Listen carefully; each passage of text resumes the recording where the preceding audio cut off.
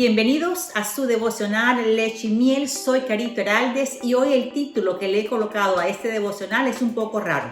El título es: Los ladrones dicen, lo tuyo es mío. Vamos a ver esta historia. El comienzo de esta historia está en el Buen Samaritano.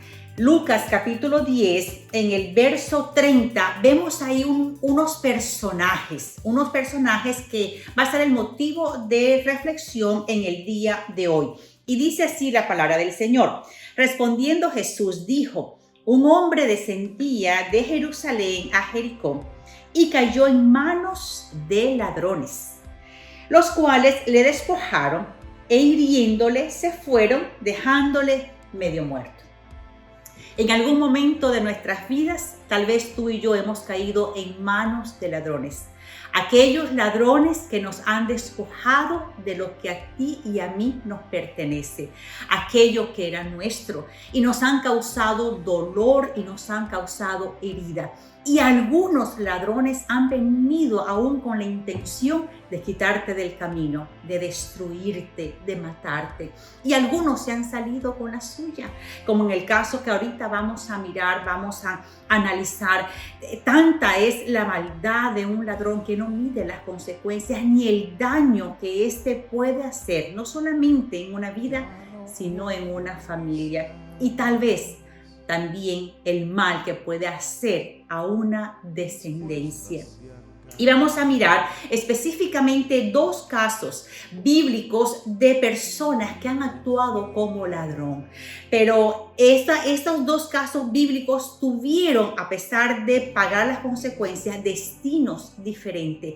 Y allí es donde quiero que al final nosotros reflexionemos en qué punto nosotros estamos o nos encontramos y cuáles son las decisiones que tú y yo debemos de tomar frente a esta situación o a esta enseñanza. Quiero llevarlos entonces al primer caso, que es el ladrón que roba posesiones. El ladrón que roba posesiones, el ladrón que roba terrenos, el ladrón que roba dinero, el ladrón que se queda con lo que no es suyo. Y el ejemplo va a estar en Acab. Y está en Primera de Reyes, capítulo 21, del verso del 1 al 19. No se los voy a leer completamente, sino que les voy a resumir la historia, pero sí les invito a que ustedes de casa puedan leer todo este pasaje bíblico para que la enseñanza sea aún más profunda. ¿Qué vemos aquí? Aquí vemos a Nabot. Nabot es un hombre bueno, es un hombre judío, un hombre trabajador, íntegro, respetuoso. Y este hombre tenía una viña que era una herencia familiar, algo que él había heredado de sus padres, abuelos, tatarabuelos, y era una viña muy linda. Pero el rey Acab la quería, no por necesidad, sino por capricho, para saciar los caprichos de él mismo como rey, para él hacer crecer su fortuna sin necesidad. Y él le propone a Nabot un trato. El trato de comprarle esta viña, pero Nabot se niega porque él no tenía necesidad de vender lo que había sido heredado y que por generación tras generación le había pertenecido a su familia. Entonces Acab se entristece y su mujer Jezabel planea con trampas, con calumnias, mentiras, usando de su cargo, de su autoridad y de su posición para quitarle vilmente, deshonestamente la viña que era de Nabot. Y lo hace. No solamente le quita la viña, lo calumnia, lo destruye, lo hace matar y no siendo inocente. Una sangre inocente ha sido derramada. Este Acab puede representar con astucia las acciones que proceden del mismo infierno. Cuando hay Acab que se presentan en tu vida para robarte proyectos, para robarte ideas, para robar dinero, para llevarte al fracaso, para robarte lo que es tuyo, para robar tus tierras, para robar tu herencia, para robar lo que un día tus padres te dejaron. Acá se sale con la suya en los negocios. Es el acá que engaña a los socios. Es el acá mentiroso, vividor, astuto, aquel que a costa del dolor de otras personas quiere salir adelante. ¿Conocemos a un Acab así en nuestras vidas? ¿Conocemos a alguien que ha actuado así con nuestra familia, con nosotros mismos? O tal vez tú y yo hemos actuado como ese Acab. Tú y yo hemos sido los causantes de quitarle a otros lo que otros han trabajado. Es una buena reflexión que nosotros miremos frente a esta injusticia de que hizo Acab. Miren, hay cosas que suceden en la vida, como por ejemplo, si usted y yo miramos la consecuencia de esta situación, ¿cómo Dios permitió que Acab matara a Nabot?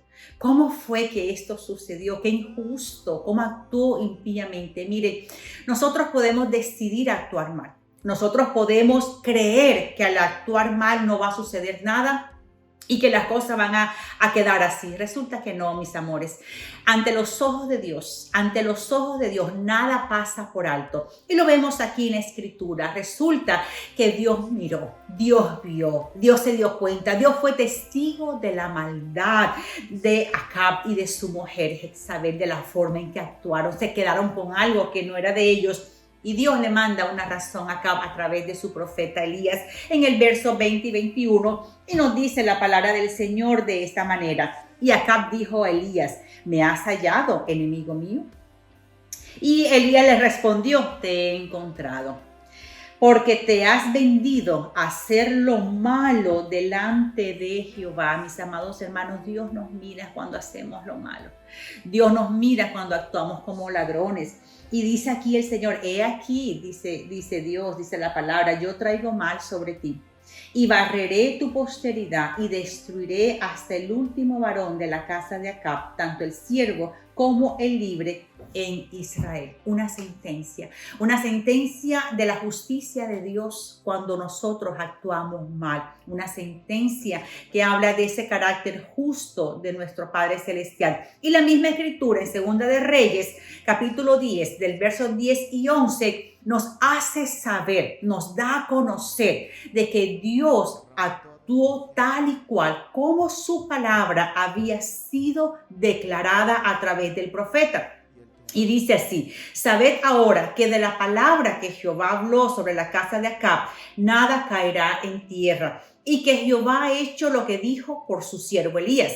Mató entonces Jehú a todos los que habían quedado de la casa de Acab en Jezreel, a todos sus príncipes, a todos sus familiares y a sus sacerdotes, hasta que no quedó ninguno. La justicia de Dios llegó no solamente sobre Acab, sino sobre la casa de Acab y la descendencia de Acab. Mire, analicemos nosotros lo trascendental, lo peligroso que nosotros podemos actuar en la vida, trayendo no solamente destrucción a nuestras vidas, sino a otros. Vamos a ver el segundo caso, el ladrón que destruye familias. Y este caso está en David. David y Betsabé está en Segunda de Samuel, capítulo 11, está esta historia. Vemos aquí el varón David que se fija en la mujer ajena. Y este David representa tanto al hombre como a la mujer. Aquel hombre que se fija en la mujer ajena, pero también esa mujer que se fija en el hombre ajeno, casado, que tiene hijos, que tiene hogar, que tiene familia, que no le corresponde, que no es suya. Este ladrón desintegra familias, desintegra hogares. Este ladrón deja a hijos sin padres, deja madres sin padres. Y la historia de David acá en Segunda de Samuel nos habla a nosotros de que David fijó sus ojos en una mujer casada, una mujer ajena que era Betsabé. Usó igual su poder, su influencia, su galanteo, su habilidad y su astucia para llegar y lograr su cometido de casar a una mujer casada.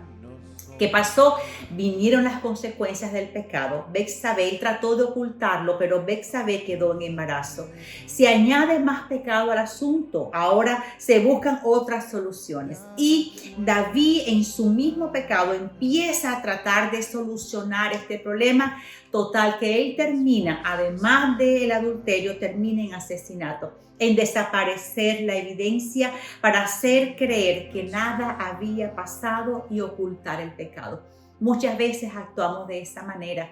Hacemos nuestro pecado, cometemos nuestro delito emocional, familiar, ese robo de meternos a un hogar, quedamos callados, lo ocultamos, lo escondemos, no decimos nada. Pero aquí el Señor, al igual que en el caso anterior, no pasa por alto el pecado. Esta mujer o este varón que estaba casado y que le pertenecía a su esposa o a su esposo y a sus hijos, no eran tuyos, los robaste. Y no solamente los robaste, destruiste un hogar, destruiste una familia. Y al igual que en el caso anterior, Dios no pasa por alto la injusticia ni pasa por alto el pecado, por mucho que tratemos de ocultarlo y que tratemos de esconderlo. En 2 de Samuel 12, 10, 11 vemos igual la justicia de Dios, porque Dios lo ve todo y aquí le hace ver Dios a través de otro profeta, creo que era Natán, donde les pone su pecado. Y dice la palabra del Señor, por lo cual ahora has pecado, por lo cual ahora no se apartará jamás de tu casa la espada, por cuanto me menospreciaste, y tomaste la mujer de Urías Heteo para que fuese tu mujer. Así ha dicho Jehová, he aquí yo haré levantar el mal sobre ti de tu misma casa, y tomaré tus mujeres delante de tus ojos y las daré a tu prójimo, el cual yacerá con tus mujeres a la vista del sol. Posteriormente, ahí mismo en 2 de Samuel, vemos que esta palabra se cumplió a través de Absalón, el hijo de David, y ante los ojos del pueblo, esta palabra se cumplió. ¿Cuál es la enseñanza? En estos dos casos que nosotros vemos actuar como ladrones, tú y yo tal vez o hemos sido víctimas de ladrones o tú y yo hemos representado a esos ladrones que dañan, que roban, que destruyen a otros. En estos casos vemos que el ladrón lo que hace es dañar, herir, quitar lo que le corresponde a otros. Pero también quiero que nosotros pensemos, nosotros elegimos nuestras acciones, nosotros elegimos nuestros pecados, nosotros elegimos el hacer daño, el quitar, el robar, pero no elegimos las consecuencias. Ellas vienen por sí solas. Ni Acab ni David eligieron las consecuencias, esas las colocó Dios, porque Dios es un Dios justo, es un Dios que no pasa por alto ni tu pecado ni el mío. Es un Dios que no pasa por alto cuando tú y yo actuamos como ladrones, cuando robamos, cuando le quitamos a otro. Pero vemos dos casos diferentes. Vemos el caso de un ladrón que no se arrepintió jamás. El rey Acab no se arrepintió. El rey Acab no acudió a la misericordia. La justicia y el juicio de Dios cayeron totalmente sobre él, sobre su casa, sobre sus hijos, su descendencia y sobre toda su generación. Miren lo que es la trascendencia de no arrepentirse, la trascendencia de no buscar la misericordia de Dios frente a una justicia que ha sido dictada por la soberanía de Dios, y no buscar esa misericordia de Dios, las consecuencias tan terribles que eso puede traer a nuestras vidas. Pero vemos el otro ladrón, un ladrón que se arrepintió, el rey David, un hombre que reconoce su pecado, se arrepiente, se aparta, confiesa, pero también vemos el carácter justo de Dios. A pesar de que Dios lo perdonó, a pesar de que Dios tuvo misericordia, las consecuencias llegaron. Las consecuencias al rey David y a su familia llegaron, pero no fueron destruidos, sino que la misericordia de Dios en la vida de David y en la casa de David se vieron, y él fue restaurado, y su familia, su generación fue salvada de la destrucción total por la justicia o el juicio de Dios. La misericordia de Dios cubrió a David, cubrió a su familia, cubrió su descendencia, cubrió su misericordia. Y es lo que hoy quiero llevarte a que reflexionemos. Hoy tú y yo podemos estar actuando como esos ladrones, o tal vez hemos actuado como un ladrón y no nos hemos arrepentido. Hoy el Señor nos está dando a entender y nos está enseñando que nuestras acciones tienen consecuencias y que nuestro pecado va a vivir y va a sufrir la justicia divina de nuestro Padre Celestial. pero solamente tú y yo tenemos la decisión, una, de no arrepentirnos, o dos, tomar el camino del arrepentimiento, de confesar, apartarnos y alcanzar la misericordia de Dios. El segundo camino es el camino que yo hoy te invito a hacer. Hoy Dios ha provisto para ti, hoy todavía hay tiempo. Hoy es una segunda oportunidad para que tú y yo le confesemos a Dios, nos arrepintamos, nos apartamos y alcancemos la misericordia divina de nuestro Padre Celestial en nuestras vidas. Porque las consecuencias vienen, pero cuando las consecuencias está la misericordia de Dios, sabemos que no vamos a perecer. Vamos a sufrir, pero no vamos a perecer, porque la misericordia de Dios nos salvará para que tú y yo y nuestra familia no perezcamos a causa de nuestros errores, iniquidades y a causa de aquellos pecados no confesados ni apartados delante de nuestro Padre Celestial. Eso ha sido todo por hoy. Si no haces parte de nuestro canal y deseas hacerlo, te invitamos a que te suscribas, a que compartas estos videos con otros y que la palabra de Dios siga llegando y ministrando más vidas y más corazones. Un abrazo, Dios te bendiga. Soy Carito Heraldes. Bye bye.